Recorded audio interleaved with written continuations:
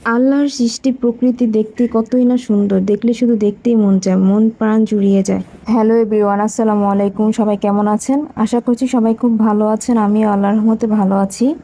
আমি অনেক দিন হয়েছে আমার বাবার বাড়িতে এসেছি, শ্বশুর বাড়ি থেকে। তো আজকে চলে যাব, মনটা অনেক খারাপ। আসলে অনেক দিন থাকা হয়ে গেলে আর যেতে মন চায় না। আসলে মেয়েদের কোনো বাড়িই নেই, এক হচ্ছে শ্বশুর বাড়ি, বিয়ের পরে আরও বিয়ের আগে হচ্ছে বাবার বাড়ি। তাই মেয়েদের নিজের পায়ে দাঁড়ানো উচিত আর প্রতিষ্ঠিত হয়ে নিজের একটা বাড়ি করা উচিত। তখন গর্ব করে বলা যাবে যে এটা বাবার বাড়িও না, এটা শ্বশুর বাড়িও না, এটা হচ্ছে আমার নিজের বাড়ি। তাই নিজের পায়ে দাঁড়ানো অনেক প্রয়োজন।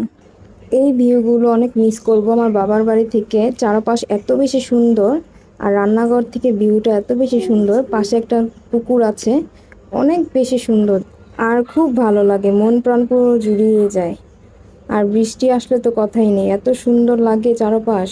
আর চারপাশ তো অনেক খোলামেলা, তাই অনেক আলো বাতাস, অনেক সুন্দর লাগে। এই ভিউগুলো অনেক মিস করব, তাই মনটা আরও বেশি খারাপ হয়ে যাচ্ছে। এই তো এখানে আমি রান্না বসিয়ে দিয়েছি। আজকে আমি রান্না করব মুরগির মাংসের সাথে হাত পা আছে, কলিজা গিলা, এগুলো দিয়ে আমি ভুনা খিচুড়ি রান্না করব।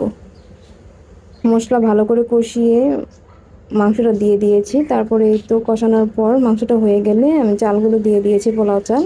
তারপর ভাজা ভাজা হয়ে গেলে এটা পানি দিয়ে দিব, হয়ে যাবে।